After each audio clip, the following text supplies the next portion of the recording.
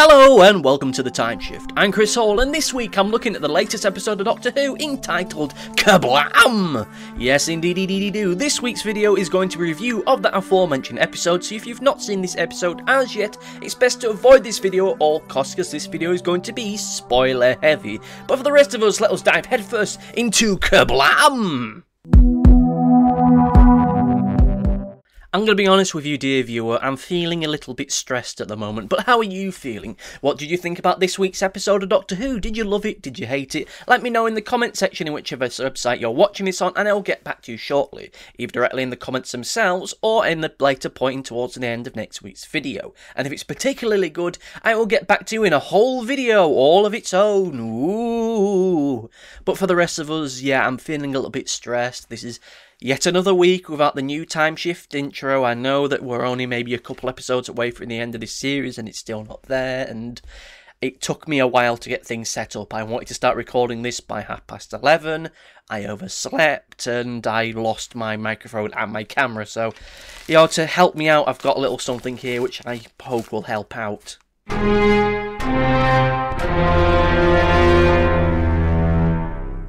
Okay, so enough fooling around and to actually talk about the episode itself. I've got to be honest with you, dear viewer, I really enjoyed it. It may just be because of just how crap the sci-fi episodes this year have been, but this really did feel like an episode of Doctor Who, which feels like an odd thing to say, as just about all the historical episodes certainly have felt like Doctor Who. They've really landed for me, had some great emotional weight to it, but now, nearly seven episodes into it, we finally get a science fiction episode, which actually felt like an episode of Doctor Who, right down to its bones. It had a believable antagonist, it wasn't overly deliberating and forcing its moral messages, and it had a villain which was some way identifiable, and he died in the usual B-movie fashion, which pretty much all Doctor Who villains end up biting it. I thought it was great because of that. I know for some people they're a little bit perturbed that there wasn't a greater message behind it, that this effectively wasn't an episode where the BBC and the Doctor were kicking Jeff Bezos in the knackers for 45 minutes, but I really think that that wasn't what this episode was supposed to be about. I know for a lot of people they're going to see that as a missed opportunity to really stick two fingers up at Amazon and its people that are running it, but yeah, with an episode like this, and given what we've had with Doctor Who of a similar kind of fashion, I'm kind of just a little bit done with the grr business kind of episodes. That may be because we've had the Twitch stream of Doctor Who in the summer, where after a certain point, pretty much as soon as you got into the 80s, almost every single story was about an evil businessman / evil company doing evil things. And last series we had the Oxygen episode, which was, yeah, my word. I understand that for a lot of people they really would rather that this was an episode about the evils of automation, about the evils of Amazon, and big up the universal living wage and up the proletariat, but that's really what this episode wasn't about. It was an episode about how systems themselves are not inherently evil or bad, it's the people that use them that are. If you go down the route of seeking only pure profit and corporate interests, it's going to negatively affect the everyday working lives of normal everyday people. But if you try and fight against it in a way which is so, well, to be only really be described as being a terrorist, as is in the case with Charlie, that's ultimately only going to get more people hurt than otherwise would do. It's going to cause more turmoil and stress. The system itself isn't inherently evil, it's what people end up doing with it that is, which is something that in Doctor Who, certainly in modern Doctor Who, isn't really discussed. We have good aliens and we have bad aliens. We never actually think about the systems themselves and how they end up impacting people and about how they end up making people good or evil. We just look at it in a very black and white kind of way. I understand, yes, again, some people would have rather that this was Amazon in space, the episode, and that we spent the entire episode just going about how terrible Amazon is, but really, that wouldn't have really done anything new, and look, let's be blunt, you know how some of the commentary goes around Doctor Who these days. It would have been just a bunch of people getting on the internet and screaming and shouting about it being propaganda and political correctness gone mad shit all over again, which I'm kind of glad that watching this week's episode and looking through Twitter, we kind of had very little of that. Either because those people have gotten bored or they pretty much already got their knives out for this episode well in advance. I thought the episode was really enjoyable. I really liked Charlie as a villain. I say the word villain loosely because whilst he was a terrorist and a potential mass murderer who was going to commit an act of genocide against millions of innocent people, I didn't understand why he wanted to do it. For him, the only way to combat automation was to literally blow the entire thing up, to destroy people's feelings of security within the entire system, to make it all go away and go back to being a human kind of approach to it. I understand that, and given the discussions that are being had here today in the modern era, it's something that feels very topical, but not topical in a way in which the show has planted its flag and said automation is bad or automation is good. It said that it in itself is not a bad thing, it's what people do with it, which I think is a far more mature way in going about it, again, than saying certain party is good or certain party is bad. It's not an episode which says that both parties are bad, or both parties are the same, or both parties are equal, because you can't really make that comment. You have one guy who is going to, rightly or wrongly,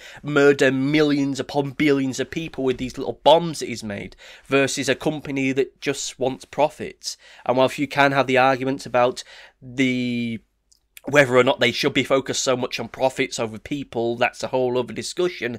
They are not in and of themselves evil. Mr. Slade, as much as he is an arse, he isn't the we've got to have more money, Tom and Jerry movie cliched evil businessman villain. He's just your typical middle management person, someone who really enjoys his job and is an absolute job's worth.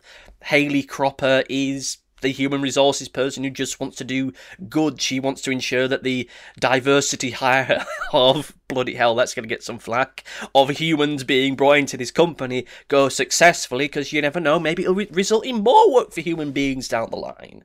I understand their point of view. They're not evil, though their system that they work for isn't exactly nice either. I know some people take issue with the fact that the system ended up killing Kira, but it only did that seemingly because for it, that was the only way in proving to Charlie, look, what you're doing is going to cause mass pain and suffering. It probably won't change anything. It'll just make people hate you, not me.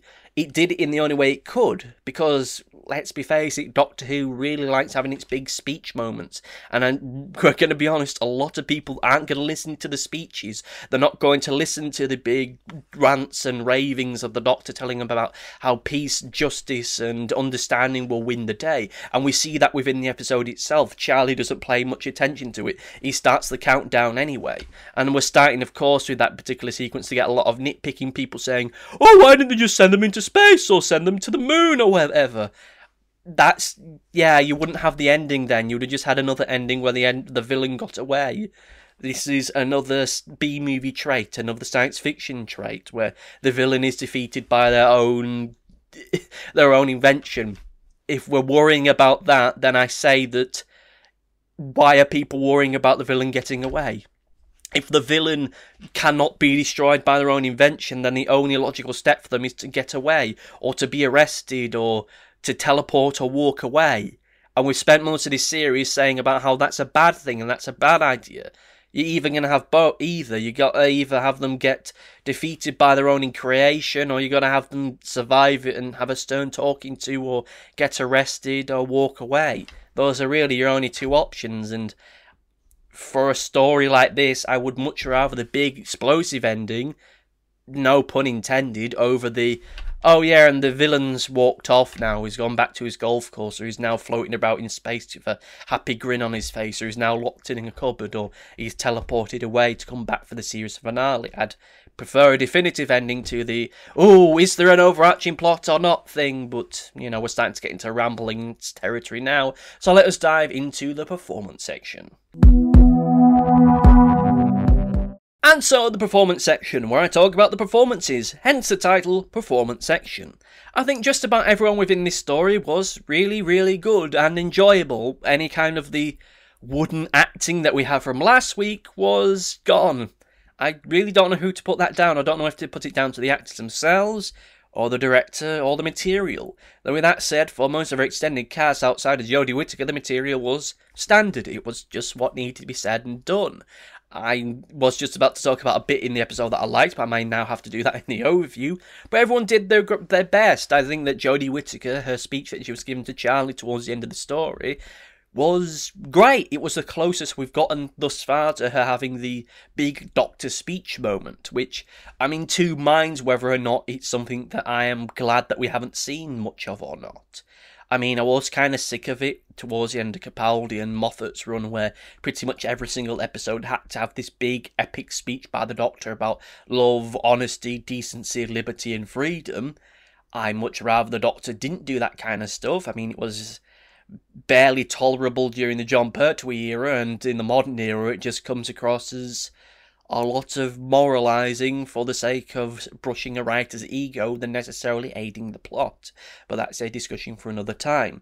Within this episode, she tries to give the Doctor speech, and it doesn't work. The antagonist of the story still really wants to go ahead with it, and so he does, much to his own failing. I think that as a villain, he really worked. He was someone who wasn't this evil moustache-twirling villain. He wasn't this evil businessman. He was just someone who, in their own mind, was doing the right thing. And they were doing it in a way which, I dare say, one could make parallels to certain other people who were campaigning against this kind of thing in real life, not thinking about the long-term impact that some of their actions could do. And I think that in itself is an interesting concept of it. I think that our other characters, I forget her name, I think her name's Julie, who is most known to me and many others for playing Hayley Cropper from Coronation Street. I thought that she did a fine job. She works as a human resources person, so if a very successful acting career, particularly within stage, and that play that she's part of doesn't work out, I suppose she always has a career in human resources. And of course the person playing Slade was fine as a grumpy middle management person. Graham was enjoyable and fun. I know that some people with this episode are trying to suss out who he really is. You know, like the fact that he says that he's 310 years old, when in reality, of course, he's saying that because of the difference between when he left and when he was born to where he is in the future. And of course, because, you know, that was a gag. Ha ha ha ha ha. And the fact that he put his hand into the goo of Lee Mack and everyone, and he didn't go, "Oh, that's horrible, Doctor, oh!" And he just asked for a tissue. For some people, they're interpreting that as being a reflection of his dark, true self. Yeah, I really hope that it turns out that Graham isn't the timeless child, or rather, I should say, the timeless child. And of course, Yaz and Ryan were great. They were really enjoyable with this episode. It was good to actually give a performance at Ryan, the actor playing Ryan, who I can't remember the name of off the top of my head. He did good. He did great. And his accent actually felt as though it was a little bit more developed now, but that's kind of hard to really tell because they never record these episodes chronologically. They just pair them together seemingly because of, you know, convenience, which isn't a bad thing. It just means that next week I could end up being complaining that his accent isn't right again, and the episode after that says it's landing, and the episode after that said it doesn't work. It all depends on when they particularly filmed these episodes. Yeah, that's not really much else to say. Performance is good. Solid, great. I'm not going to give a best performance of the lot. Oh yeah, and Kira as well was adorable. Twirly was adorable as well. There was a lot of adorable things in this episode, despite it being an episode about killer postman robots and killer bubble wrap. But whatever, let's go into the overview and discuss the overview. Yeah! And now the overview. What did I think of the episode as a whole? Well, if you can't tell by now, and because this is usually the point that most people switch off, I really enjoyed this week's episode. But what about you, dear viewer? Did you love it? Did you hate it? Let me know in the comment section whichever website you're watching this on, and I'll get back to you shortly. Either directly in the comments themselves, or to end at the end of next week's video, if I can indeed say that, or in a video all of its own if it's particularly interesting. Now, because I'm recording this pretty much an hour or so after I've woken up, I've not actually had a chance to double check the comment sections on either Rooster Teeth or YouTube to see if there were any additional comments. So, yeah, I'm either going to edit something in now, or I'll just have to, you know, wait till next week. Bonanza! So yeah, the episode as a whole was fun. I understand why some people are a little bit perturbed about it not kicking Jeff Bezos in the bollocks for 45 minutes and about how it didn't talk about universal income or up the proletariat or anything like that, but that's not what the episode was about. I really enjoyed the sequence where Ryan and Yaz and Charlie were going down the conveyor belt. I really enjoyed that bit. Of course, on reflection just now, I'm suddenly getting flashes of episode 2 of the prequel trilogy of Star Wars, which may end up tainting my enjoyment of that sequence as a whole, but you know what, I really liked it. We've never really seen anything like that in Doctor Who before, and maybe it's due to the fact I was streaming it rather than watching it on the TV that the bad picture quality actually ended up making the sequence look a lot better. So, you know what, I really liked that bit. It was really fun. I enjoyed the episode. Twirly was very adorable. I loved the little brief moment of him having an existential crisis when the doctor says to him, "Oh yeah, we don't want to hear about any offers." "Okay, what can I order for you then?" "Yeah, we don't want to order anything too early." It's like, my future feels very uncertain. Bless him. I really hoped that Twirly would have become a companion, but he didn't. I really wish there was a robot companion like K9 or something like that, but, you know, I suppose they don't want to do that right now. I'd really love K9 to come back. I mean, he had his own spin-off TV series. And no, I'm not talking about the Sarah Jane adventures. I'm talking about a whole other thing, which I may talk about in greater detail next year. Oh, we'll soon see. It depends whether or not I can get a copy of it or not. I need to do something to keep this channel going. We've had consistent viewership. We had viewers in the double figures. We're not used to that. Usually we'll get 5, maybe 4. Some of our videos this year have got more viewers than the videos from last year in the entirety of a 365 period. So whatever. This is the bestest series of the Timeshift by viewing figures we've ever had. And I'm going to keep this going for as long as bloody possible. Hey, maybe by this time next year, I'll get up to 50 subscribers. And on that note, if you like this video, like it, share it, comment on it, click the bell icon, and subscribe to the channel. It really does me a power of good. Next week, we've got another historical episode. A fact that kind of made me go ever so slightly, because I kind of wanted another science fiction episode, but hey, all the historical episodes this far have been really enjoyable. Next week's episode feels like it's plagiarising an idea that I had, but then with that said, I never told anyone about that idea. So yeah, I'm going to just sit there into the entirety of next week's episode going, fuck, this was my idea, this was my fucking idea. Yeah, you good on you, writer, for getting this idea out there and getting paid for it. Because I have to sit here getting a handful of viewers wearing a jacket that doesn't fit me anymore. Good on you. Oh, I'm so sad. I'm going to try and pop me... No, it's fallen off the table and I can't reach it from here. Fuck! Well, now I don't have a quirky ending gag. Ah, fuck it, this has gone off the rails now. It's gone off the rails. I don't know what's going on, so I'll just have to say thank you for watching. Like, favourite, share, subscribe, and all the rest of it. Next week, we're going to have the Witchfinders, or the Witch Hunter General, or Which Witch is Which, or the Chilling Adventures of the Doctor, or whatever. Thank you for watching, and goodbye!